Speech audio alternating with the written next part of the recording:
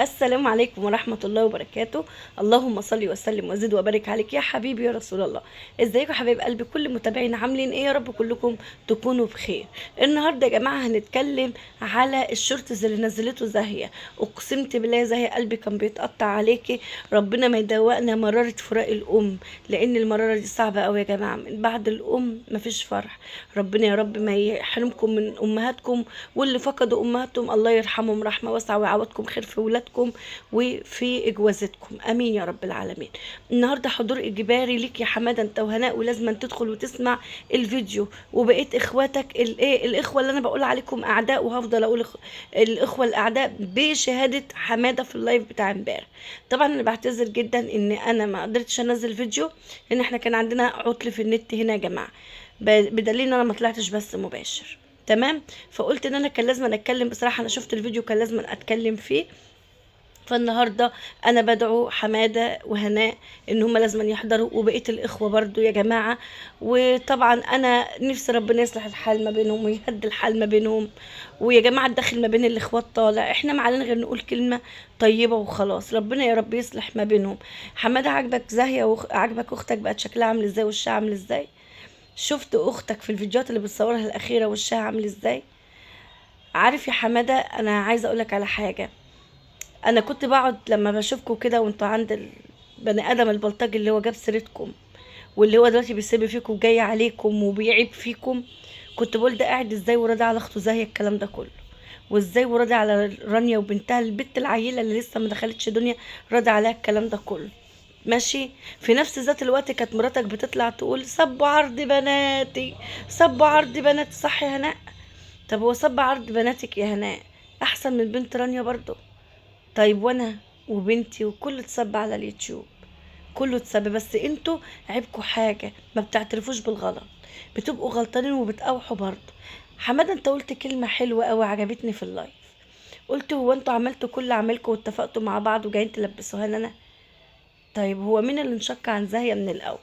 رغم ان انت اللي اعترفت بلسانك يا زاهية فعلا انت تم براءتك في اللايف بتاع حمادة، لما قال يا جماعة حلمية ما بتسمعش كلام نفسها، حلمية بتمشي ورا كلام عيالها زي ما عيالها ما بيقولوا هي كمان بتقول. لكن حلمية ولا لها اي كلمة في البيت ولا لها اي شان غير ان هي تصور الفيديوهات وخلاص. وطبعا عيالها هم اللي قايمين بالدور كله بالواجب كله. لما احنا قلنا كده قلتوا اطلعوا من البلد يا كدابين يا منافقين. لا، ده الحاجة حلمية مربية عيالها احسن تربية. ماشي يا جماعة، ربنا يصلح حالهم، ومفيش حد بيحب ان يتقال على عياله ان هم قلالة الادب. بس انت كمتابع ومشاهد وانا كمتابعة ومشاهد، انتوا شايفين الوضع ماشي عندكم ازاي؟ شايفينه بعينكم ازاي؟ انا شايفه ان مفيش ريحه التربيه، حتى ما بنحافظش على العيش والملح، دايما مركبين الغربه على نفسكم انتوا. حتى انت قلت ايه كمان يا حماده؟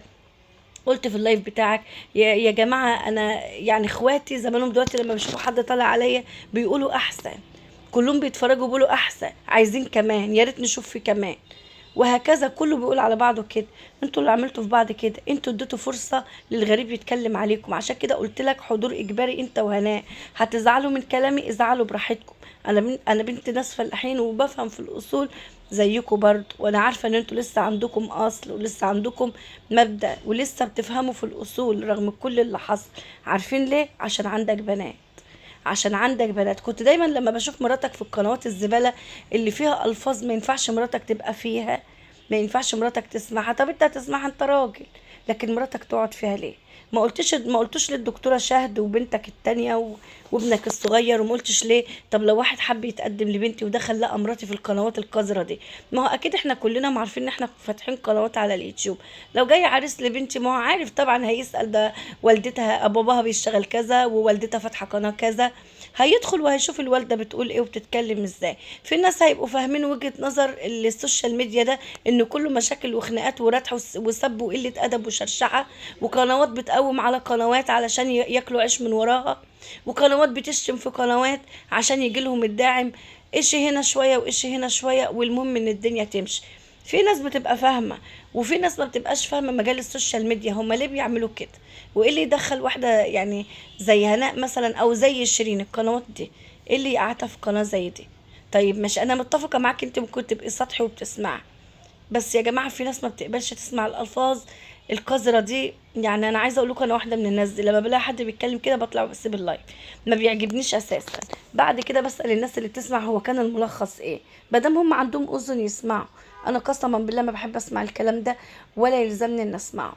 انا يعني انا نفسي كل واحد فينا يتقي الله.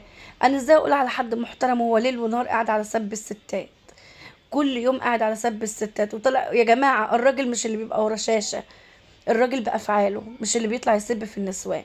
الراجل اللي الجد اللي يتقال عليه راجل ما يقعدش ورا شاشة يشتم في الستات ويطلع على ده ويطلع على ده ويطلع على ده، ده ما يبقاش راجل يا جماعة.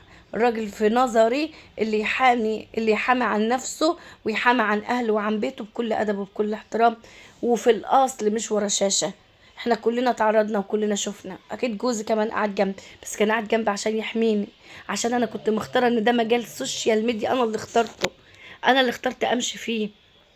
جوزي كان قاعد جنبي عشان يحميني من كل اللي انا شفته، كان بيدافع عني.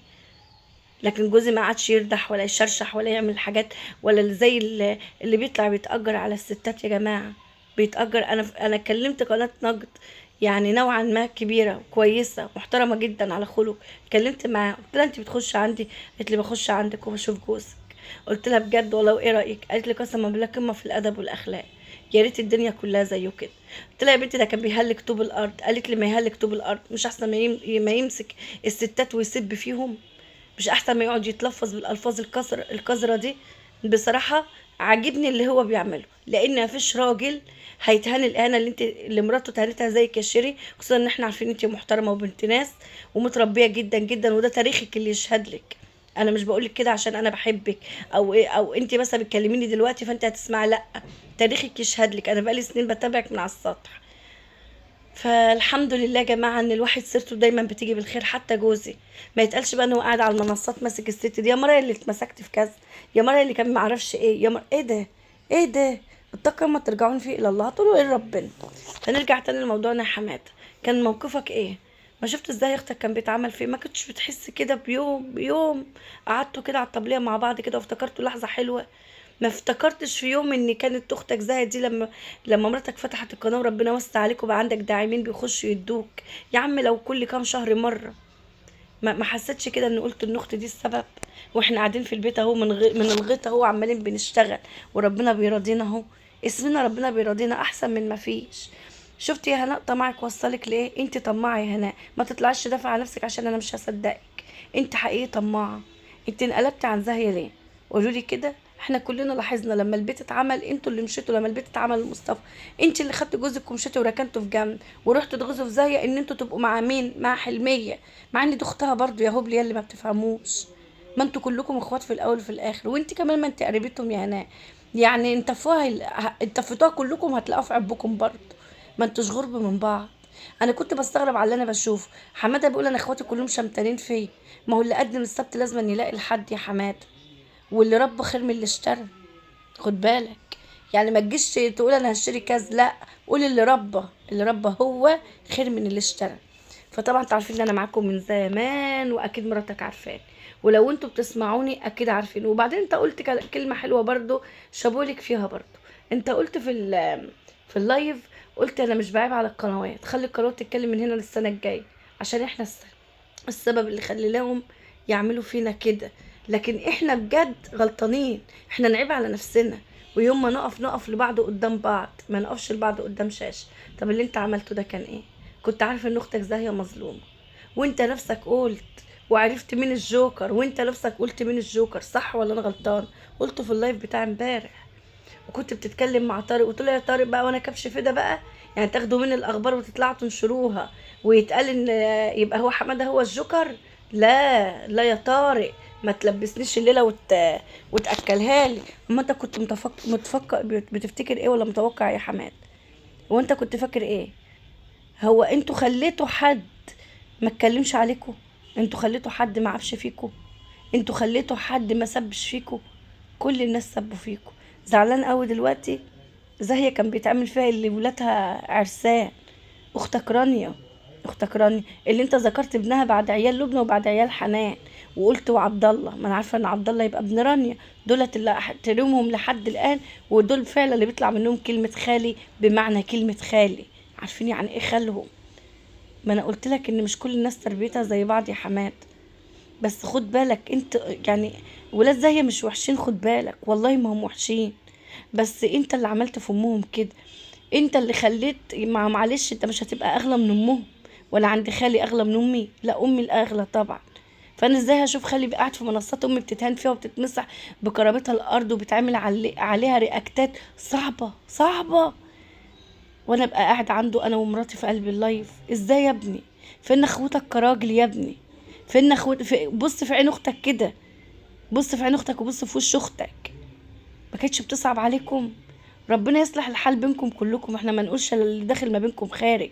انتوا كلكم اخوات يا جماعه، ومصيركم لبعض واخركم لبعض، بس كل واحد فيكم في قلب علامه من التاني، وفي قلبه الجرح عمال يغوط اكتر من يوم ويوم، كل يوم عمال بيغوط لجوه، لان انتوا ما سبتوش لحد حاجه حلوه، ما سبتوش لبعض حاجه حلوه، كله عمال بيسب في كله. اخوك مصطفى الكبير بتاعكوا ده كان بيعمل فيه اللي انت كنت بتبقى عنده في المنصه، دلوقتي بتتكلم بتقول اصل انا، ما انا ازاي وقاعد بتاجر على النسوان وبطلع؟ طب ما انت عارف اهو، امال كنت بتسايسه ليه؟ عشان هناء اللي انت طالع تدافع عنها؟ عشان هناء بتقول لك احنا مصلحتنا هناك؟ مصلحتك في بيتك وعيالك يا هناء، مصلحتك انك تمشي جنب محتوى محترم، مصلحتك انك لما تعرف قنوات محترمه، تعرفيش قنوات كده.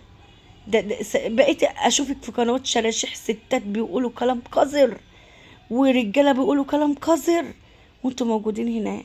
وانا عارفه ان انت اللي بتبقي موجوده قبل حماد، لانك بتبقي عينك على الداعمه او الداعم، يا ترى هيدي ايه؟ ياه، ده جاله كذا ولا جالها كذا، صح؟ لانك عايزه منه، لانك عايزه منه، عايزه هل من مزيد، ما اكتفيتيش باللي عندك. اولا انت ما كنتش هتتعرفي لولا زاهيه اللي عرفتنا بيكي، وكملت المسيره مع حلميه، صح ولا انا غلطان؟ لكن انت غير كده كان مين هيعرفك يا هناء؟ هو انتوا مفكرين يا عيلة داود ان انتوا محتواكم واو؟ انتوا كلكم محتواكم ما يفرقش عن اي حد حاجه، ومحتواكم عادي جدا، بس اللي شهرتكم وكبرتكم كانت هي زاهيه، فالمفروض ما كانش ده رد الجميل ليها، ما كانش ده رد الجميل فيها تعملوا فيها كلكم كده. شفت دموع اختك في الشورتز؟ ايه رايك في دموع اختك؟ شفت اختك بتقول يا كلمة يما ديت، عايزة تصرخ وتقول يما؟ عارف ليه؟ لان امك كانت حنينة عليه. هتقول اه ما انا بكرههم علشان كده، ما هم ما كانش شايفة الا زي، ما هي علشان حنينة عليها يا استاذ حماد، ما هي علشان كانت زي حنينة في حق امها، وزي طول عمرها ظروفها احسن منكم كلكم، فكانت بتبل رق امها. وانت عارف الناس لما بتكبر، او الناس اللي شقت زمان كتير زي امك كده وتعبت في حياتها، ده انت بتربي 10، يا اخي ده احنا بنربي 3 بنصوت وبنشد في شعرنا وتقريبا جالنا امراض الدنيا. امال دي كانت بتربي في 10، وال10 طالعين بيكرهوا بعض، وال10 جايين على بعض ومتهببين ومتنايلين ومفرجين عليهم الدنيا كلها، مش البلد بس، العالم كله بيتفرج عليكم.